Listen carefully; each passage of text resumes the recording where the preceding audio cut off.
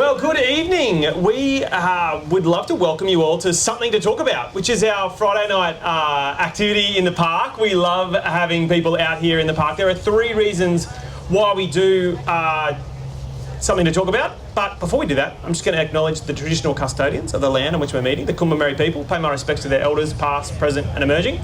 Anytime we gather together, we try to pay our respect to elders. And today I'm here with an amazing elder from our community, in George O'Brien, OAM, and it's going to be great.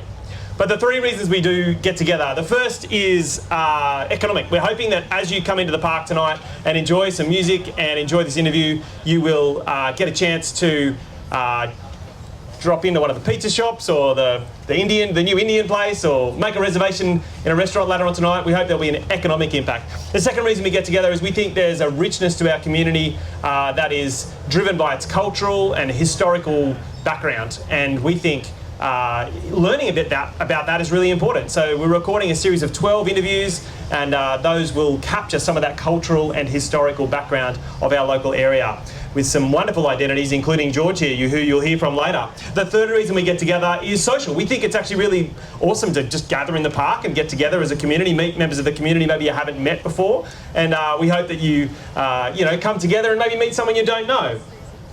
There are 3 organisations that we just want to thank for being a part of tonight. Living Events is our stage managing and talent booking and recording, and they manage all of the stage stuff that goes on with our event, and without Lan and his team we couldn't get together, so massive thank you to Lan and his team. The Lions Club of Mudgeeraba are our hosting community organisation. They've been working in our community for many, many years now, and we are so appreciative of Michael and Sharon from the Lions, who have come down tonight to check things out. And if you want to get involved in community action or community volunteering, we think the Lions Club is a great group for you to join. So go and talk to Michael or Sharon. They're in their red shirts. Go and say good day to them, and I'm sure they'd love to chat with you about what it means to be a Lion. And the third group is Kirsty Abraham's trio, who are playing between 6 p.m. and 7:30 tonight. They are going to be awesome, and it's great having an emerging act from Gilston come down and play in Mudgeeraba, and we're just stoked that Kirsty can play with us tonight. It's going to be a lot of fun. Finally, this beautiful big brown couch was donated for our use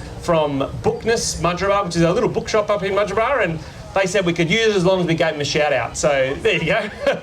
Bookness will get that. But let's get on with the interview. Let's start with this amazing man. Now, George has been in our community for many, many years now, more than 40. And we are so proud to know him. He's involved in quite a lot of community groups, but what he's probably best known for professionally is being principal of the Mudgeeraba State School. Can you tell us how that came about, George? Yes, well, principal of Mudgeeraba State School. Interesting you'd say that, because that finally led me to come to Mudgeeraba. I started in the early 1960s, and they sent me 100 miles west of Blackall to my first one-teacher school, a place called Yarraka. 100 miles west of Blackall, 38 children, 8 different grades. So busy during the day, and when the kids went home at night, I was so lonely. Yeah. In those days, the government owned their teachers, and I had to do what they said. So after Mudgeeraba, after Yarraka, I asked for permission to get married, and the government gave me permission to get married. That was nice of them, George. They shifted me, and they gave me a schoolhouse to live in a little school near Gympie, a place called Lagoon Pocket. I was there for a little while, and I got a promotion to a little school over here near Boona, Templin near Boona, a one-teacher school there.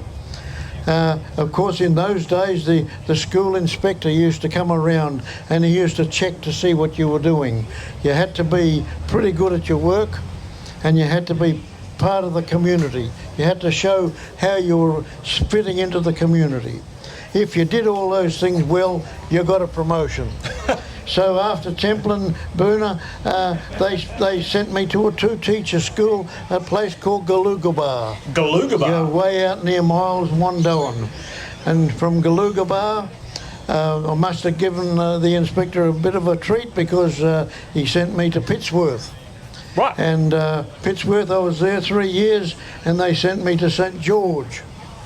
all over the place. Goodness gracious. St George, and I must have impressed them so well at St George that they said I could go to the Gold Coast.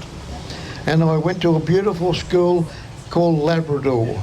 Ah. Now, unfortunately, I was at a stage where I had to have at least 850 children in the school, otherwise I'd have to move on. So I had over 1,000, and that was really good. And then they built Helensvale. I was getting a couple of hundred from Helensvale. They built Helensvale, they built Coomera, and George had to move on. Right. Now, I didn't want to leave Labrador. They said, you're going to Mudgeeraba. Uh-oh. I tell you, it's the best thing in the world. I didn't want to come here, but I love it so much. I've been in Mudgeeraba since the end of 1985. So that's about 38 years or so. I'm not a local. No, you're not allowed to be a local. I'm not a local. You've got to be a local. I don't know what the years are, but we haven't reached it yet. Yeah. So Mudgeeraba, and I retired from the school in 1996 as principal, but kept teaching till 2008. And I'm so glad that I came to Mudgeeraba. I just love the place. Thank you for having me. Oh, that's lovely, George. What inspired you to become a teacher, though? What was it about that made sense to you? Well, in the early days, in the early 60s, you mightn't believe this, but they were running short of teachers. Right. Have you ever heard that over the news in these last few days? They were running short of teachers.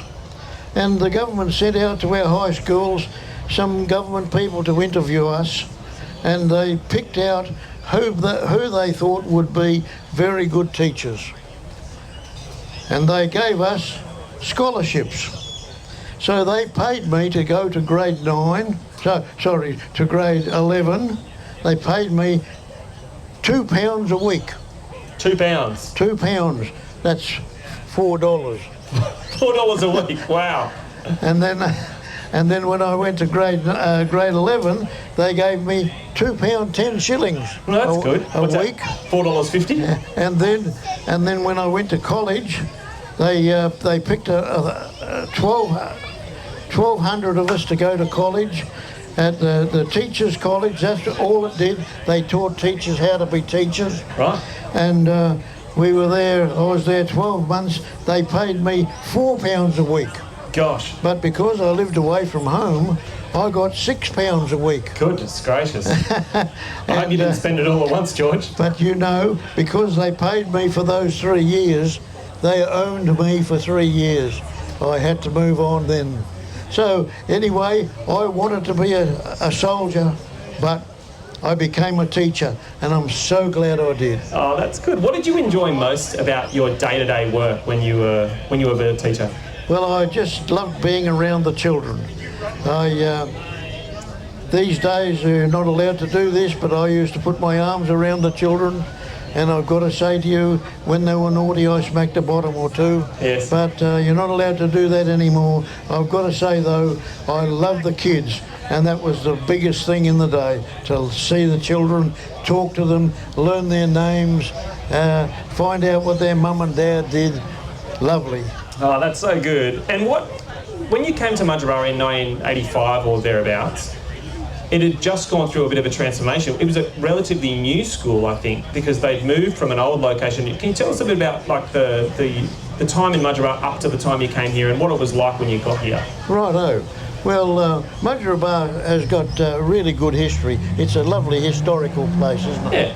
If you go out here on Springbrook Road, there's a little church out there. Yes. It's a uniting church now, but I think it was a Presbyterian church in those days. It was built in 1891. 1891? 1891. In 1892, that became the school as well. Right. That was the school. So it would be called Mudgeeraba Provisional, provisional meaning the people provided the building. Yes. Mudgeeraba Lower Provisional School. And 1892 we were there, and the school stayed there till 1914. Wow. So they had the church and the school all together, 1914. Then on the hill over here, they built the new school, which is now Mudgeeraba Special School. And that was there 1914 to 1980. Yes. 1981, over in Old Coach Road, the new school. And I came out in 1985 to that school. So during your time at Mudgeeraba State School, there was a few big events that happened. What were some of the things you're most proud of during your tenure at Mudgeeraba State School? Well, I've got to say to you, you just remember I said to you our school started in 1892. 1892. Well, 1992 was the centenary of our school. 100-year-old. 100 years old, 1992. So we had to do some special events for 1992. So what did I do? I made up my mind that I'd grow some whiskers. You grow a moustache, right? and a big moustache. And I picked 25 children, and we all went back to... And they all grew moustaches as well? We all went back to the little church and formed a one-teacher school back at the church. Wow. In order to be picked to be in that one-teacher school for the centenary, the children had to promise me that they would wear some old clothes, old-type clothes. They would come to school, either walk a long distance, like the little kids did in those days, or they could come on a horse, or they could come on a sulky. Yes. But they had to be old time. Yeah. So for 1 week up there at the little church, we had a one-teacher school, and it was really good. And all the district came to see us, and all the kids from the school came up to see us. And it was such a lovely thing. As a result of the centenary as well, of course, we had to do some other things. Yes. So for the school itself, to commemorate 100 years, we built the swimming pool. The swimming pool that's at the Mudgeeraba State School now? At school, yes. And I've got to say to you, we had raised enough money by that stage to pay cash. Wow. For the swimming pool. So that was fundraised by the community? Yes, yes. So we had some really good fundraising events.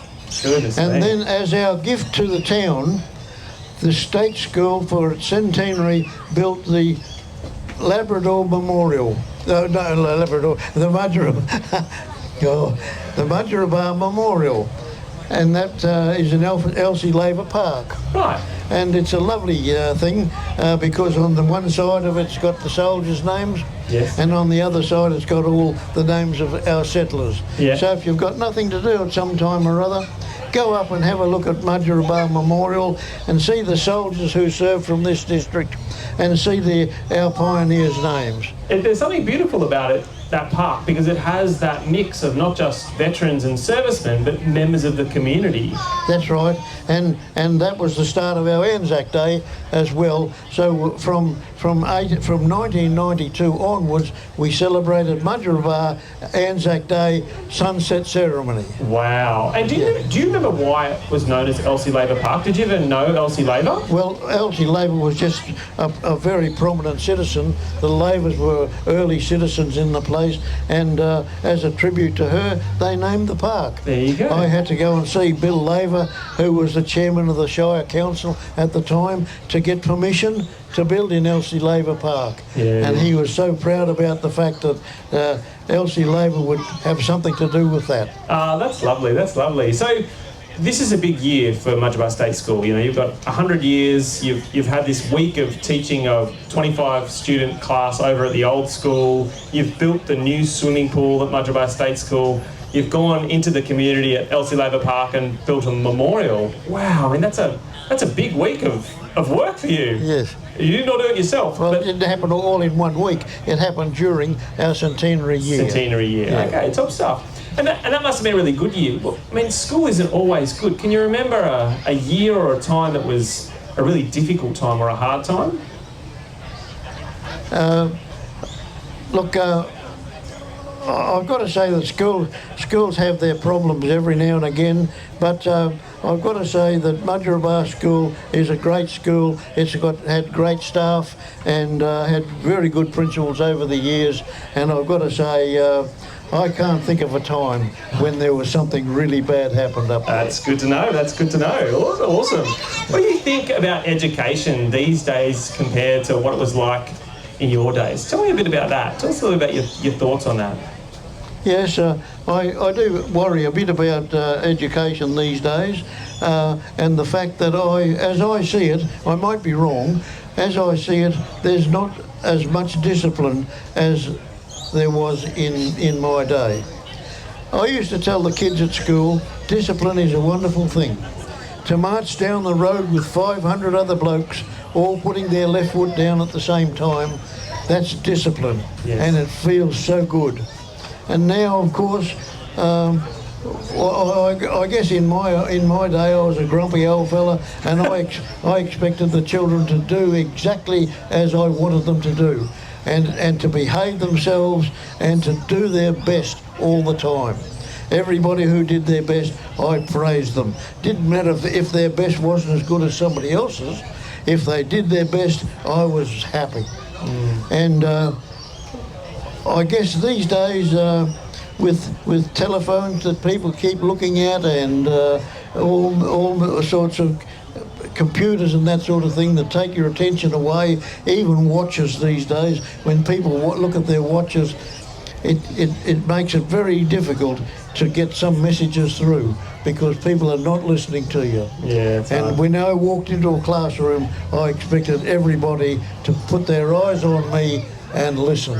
Wow. Okay. It's good. It's good. I mean, you're working with kids, and you actually gave me some news the other day. Something happened in your own family. There's a new addition to your own family. What's happened this week? Or this About 8 weeks ago, I became for the first time a great-granddad. Wow. Wow. Great-granddad. Oh, goodness gracious. Little Phoebe is doing very well. Well, I'm very glad to hear that, George. I'm sure you and Denise will make great grandparents. Excellent great-grandparents. Yeah. So what do you think, some of the people who might be watching this video or listening today, they might want to be teachers. They might be aspiring to be teachers. What sort of advice, as someone who's taught for so long, would you give to an aspiring teacher?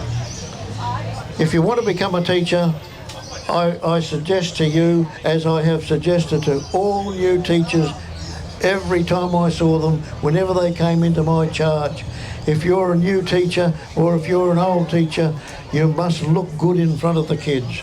You must look as if you are in charge. Yes. So always dress nicely, always have good habits about you, speak well, and make sure that the children understand that you'll only take the best.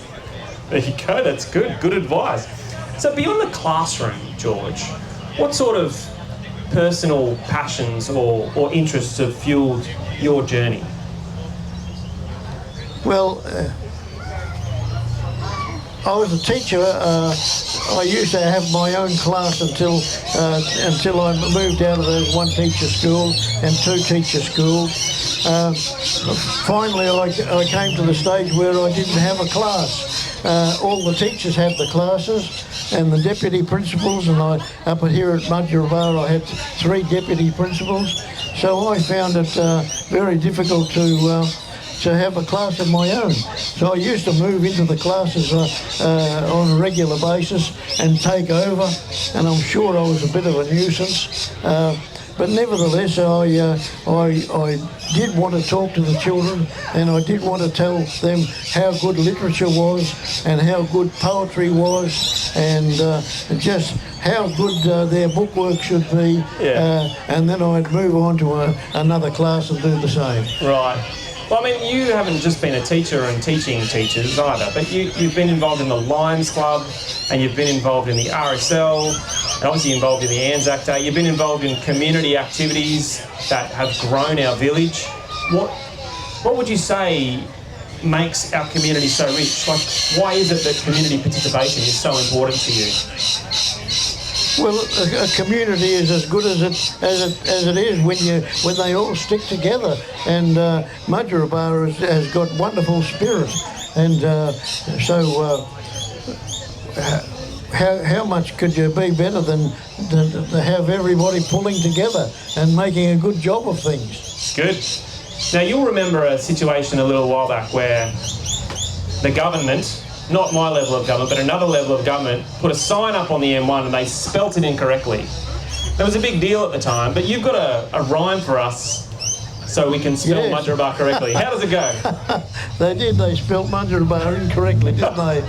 Well, at the Lions Club, we know how to spell Mudgeeraba, so I'm going to teach all of those people out there how to spell Mudgeeraba. Are you ready? Yep.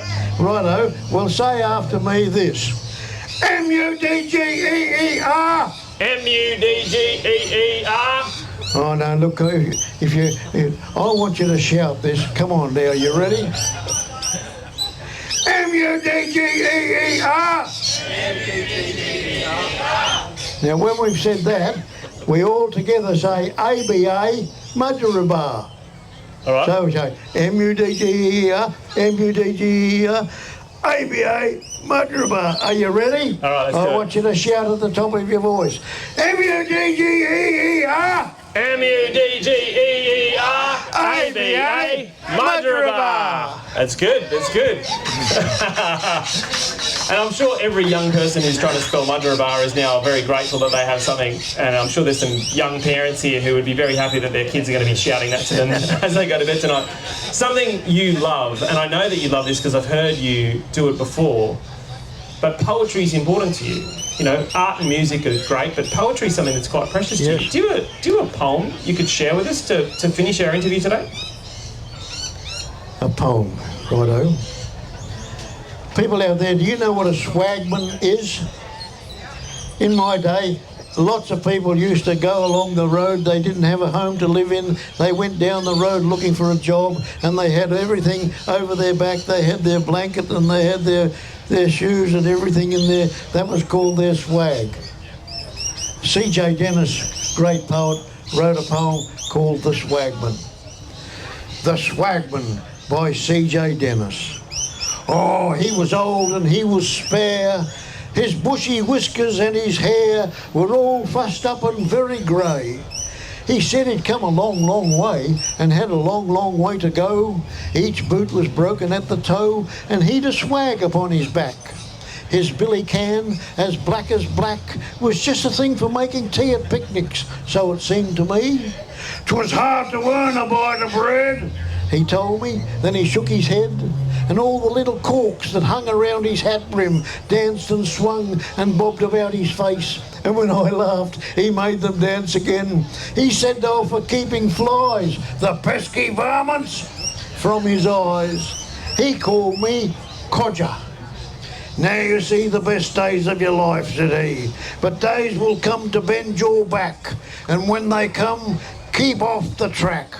Keep off, young codger, if you can. He seemed a funny sort of man.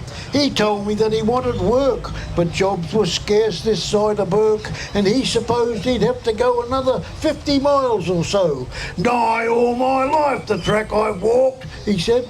I liked the way he talked. Oh, the places he had seen, I don't know where he had not been. On every road, in every town, all through the country, up and down. Young codger, shun the track, he said, and put his hand upon my head. I noticed then that his old eyes were very blue and very wise. I sometimes think when I'm a man, I'll get a good black billy can and hang some corks around my hat and lead a jolly life like that. So good. Wow. George, you're a delight to talk to, and I feel like we could have talked for another half an hour. It's wonderful to have you with us today. I want to acknowledge George today because George has a special acknowledgement that we're going to give you. He has been a lion for 25 years, lion of Mudgeeraba for 25 years. 46. Well, 46 years, but the Lions Club have told me that... Yeah. They've told you that you've been 25 years as a lion at Mudgeeraba, maybe? Maybe you're a lion elsewhere? Yeah, lions, yeah. Lions everywhere. Yeah. Anyway, they wrote you a letter called the Chevron Award. And the Chevron Award is aptly named after the chevron symbol in reference to a badge or an insignia indicating rank or length of service. Your commitment to service as a member of your association is both honourable and commendable as you've touched the lives of so many people. From the smallest project to the largest undertaking, your many years of service have made an incredible difference in our community. Lions Club of International have recognised you. That's wonderful. Thank you. Thank you very much. What a pleasure to have you here today. I regret that these days I'm unable to walk properly and unable to do all the things I could do, but I do trust that you believe that I have made a fairly reasonable contribution. Thank you very much. I think that might be the understatement of the night, mate, but you're a good man. We've got a little gift for you, and can I get a big round of applause for George O'Brien? Thank you.